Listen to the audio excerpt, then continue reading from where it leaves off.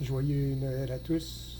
Un petit spécial en cette nuit de Noël pour vous partager une découverte. J'avais jamais vu ceci et c'est très intéressant. Alors je vous le partage tout simplement comme ça. Un cadeau.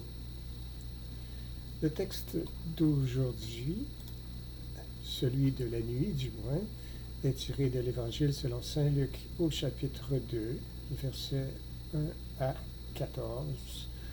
Vous le connaissez peut-être par cœur. En ces jours-là, parut un édit de l'empereur Auguste ordonnant le recensement de toute la terre. Ce premier recensement eut lieu lorsque Quirinius... Qu'est-ce qu'un recensement? C'est le dénombrement de tous les habitants d'un territoire. Et ça sert à contrôler les finances. Dans l'Empire, ça servait aussi à quantifier le nombre de soldats, de centurions, le nombre de militaires nécessaires sur place pour garder la paix. Ça sert à toutes sortes de choses, mais disons clairement, ça sert surtout à contrôler la population. En ce jour, l'empereur prend contrôle. Et là, je sais qu'à cette époque, l'Empire ne couvrait pas toute la terre, mais selon ce que les gens percevaient et ce qui est écrit, l'empereur réclama un recensement de toute la terre. L'empereur prend contrôle de la terre.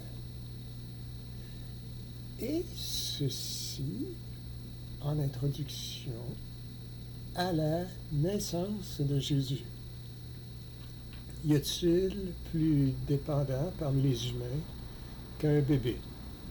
Incapable de se nourrir seul, incapable de se nettoyer seul, incapable de se déplacer. Il va là où ce que papa et maman l'amènent, il mange ce que papa et maman lui donnent. Alors, au début, c'est du lait. Totalement dépendant.